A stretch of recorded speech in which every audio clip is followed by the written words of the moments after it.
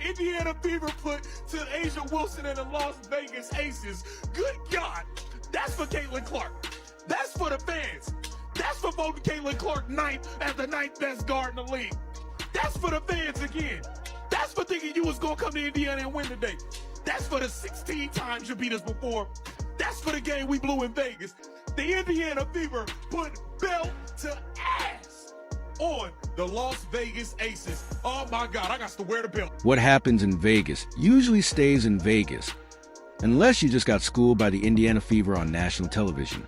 Asia Wilson and Chelsea Gray went from reigning queens to looking like confused contestants on Wipeout, and the internet is eating it up. Did they sleep on the Fever? Was there something extra in the Gatorade? Or did Indiana just serve up a steaming slice of humble pie? Whatever it was, this meltdown is messier than a slot machine exploding all over a Vegas buffet. Buckle up, because the drama just hit jackpot. Tell you, the Indiana Fever just put belt to ass, bruh, to the Las Vegas Aces, dog. Smash that like button for your boy, man. It is up and it's stuck, dog. I just gotta keep it real, dog. What the Indiana Fever displayed today was simply amazing, bro. I just gotta be honest, on so many levels. Excellent display of basketball. Guys, just lights out, bro. Lights out. Another big-time win without Caitlin Clark, and I'm just lost for words. If you're enjoying the content, don't forget to subscribe. It helps more than you know. As for Asia Wilson, she might want to consider scheduling a full team exorcism after that disaster, because whatever possessed the Las Vegas Aces during that game needs to be named, banished, and never spoken of again. This is a team that used to strike fear into every opponent. Now they're tripping over their own shoelaces and handing out turnovers like free drink coupons on the strip. They didn't just lose, they put on a live demonstration of how to fall apart in spectacular fashion. Perspective, we bring in WNBA analyst Carolyn Peck. And Carolyn, you were at that game just now. Look, the Fever have been on a tear. They've won 2 in a row, a 25-point blowout of the Lynx in the Commissioner's Cup final, and then 27 against the Aces in this one. In both of those games without Caitlin Clark. How is Indiana getting this done right now? Look, I think that Indiana is even more dangerous when Caitlin Clark doesn't play, because she's a ball-dominant guard. The ball's in her hands a lot, so you know what you need to try to take away. But when you look at Indiana now, they've got so many weapons. And Kelsey Mitchell is playing out of her mind. Aaliyah Boston. I talked to Stephanie White before the game. She said in year one, Aaliyah Boston was back to the basket. This wasn't just a bad day at the office. This was a whole office catching fire while someone accidentally forwarded the group chat screenshots to the boss. The Aces didn't just get outplayed. They got completely exposed by a team that, not long ago, was being written off as Caitlin Clark and the background dancers. But the Fever came ready, locked in, and absolutely steamrolled a franchise that once embodied dominance. Coach, I asked Asia this as well, but what do you even say to your team after a showing like this one? I'd imagine, I know you believe that your team is kind of better than what you saw on the court tonight. What do you say after something like this? There's not a whole lot to say. That's a complete lack of professionalism to come in here with that effort. Complete lack of focus. They played harder yesterday in practice by a lot. Wasn't even close. So I don't know how you step onto the floor with 20,000 people in the stands. And the best part? Caitlin Clark was just chilling on the sidelines like a proud mom watching her squad finally stand up to the neighborhood bullies. Meanwhile, Aya Wilson, Chelsea Gray, and Kelsey Plum looked like they were running through cement. That signature Aces fire, completely extinguished. The defense was MIA. And the offense felt like watching someone try to spark a flame with soak matches. Their rhythm was so off. It looked like they were conducting a symphony, backwards. No flow, no bite, just a painful loop of clang jumpers and blank stares. Honestly, the only thing consistent was a confusion on their faces. The game. The Indiana Fever was flat out dominant today. Dominant from start to finish. From start to finish, it was dominance. Beat down. That's you Uncle Willie's son. Yeah, that's what it was today.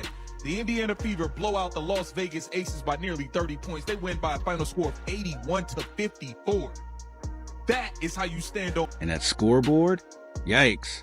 You had to double check to see if it was broken, or if the Aces were really putting up their lowest point total ever. Not just this season. Ever. That's historic level embarrassment. We're talking burn the tape and pretend it never happened territory. If this were a movie, it'd be a straight-to-DVD horror flick titled The Disappearance of the Las Vegas offensive Aya, who usually plays like a walking bucket with side of dominance. Looked more like someone who just remembered she left the oven on at home. Kelsey Mitchell and Aaliyah Boston led the scoring, 25 and 20 points respectively. Natasha Howard followed up her Commissioner's Cup MVP performance by scoring 11 and grabbing 10 boards for another double-double.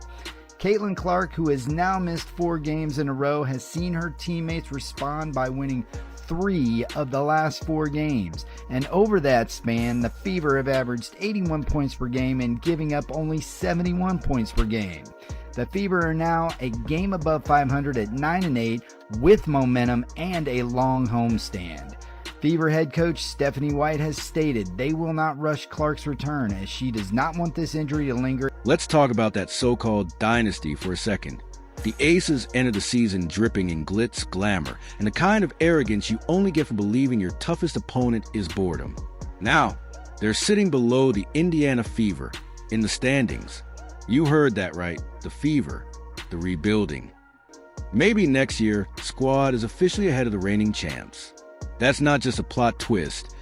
It's a Shakespearean tragedy wrapped in a blooper reel. I want you to look me in the face, right in the eyes. The Indiana Fever are arriving right on schedule, right on time. Caitlin Clark not in the lineup, handling the business anyway. The Indiana Fever put belt to ass on the Las Vegas Aces. Don't go to Indiana, some shit might go down, was once said by Asia Wilson. And she was correct. This was a beat 'em down. The Aces held to a grand total of 54 points as the defense carries over from the Commissioner's Cup game, and the Indiana Fever have the league. The Fever proved they're not a one-woman show. They showed they can defend, execute, and light up the scoreboard. No Caitlin Clark required. More importantly, they proved this season isn't just about keeping up. It's about flipping the entire WNBA narrative. Because if Las Vegas was the gold standard, Indiana just walked in, shattered the mold, and rewrote the blueprint. You don't hold the defending champs to their lowest point total in history without sending a message. And the Fever's message was loud and clear. Indiana Fever have won. They won by a gazillion points, 81-54, over the feared Las Vegas Aces. By the way, Becky Hammon, she may literally smother NaLyssa Smith in her sleep with a pillow if she can get to her after this game. NaLyssa Smith set basketball back 1,400 years tonight. I mean, seriously. Back to 1776. I mean, wow. Wow, it was bad. It was bad, but it was a great overall performance. What have I been saying, folks? When you've got a big three, you've got to have a big game from two. What's wild is how hard it still is for some people to accept that the Indiana Fever are legit. Every time they win, it's treated like a glitch in the Matrix, as if the system must have broken. But here's the truth. That so-called glitch, it's the new normal. This team isn't sneaking by. They're earning every win, one statement game at a time. And now, they have a better record than the mighty Las Vegas Aces. Let that sink in. Still, every time Indiana proves a doubter's wrong, a new wave of excuses rolls in. The Aces were off. The refs were bad. But Becky Hammon is finna pull the same thing. Oh my God, the referees just let the Fever do whatever. Aaliyah Boston, Natasha Howard, they're playing too physical. They're getting too physical. When the Indiana Fever used to be the team that everybody beat up on, but now, since they done kind of got a little aggressive and returned the favor, now y'all want to bitch about them actually doing what y'all do to them. What they God, this is so funny. That's the difference. The Fever are hungry, starving, even. They look like a team that's been force-fed criticism for months and is finally ready to serve it right back to the entire league.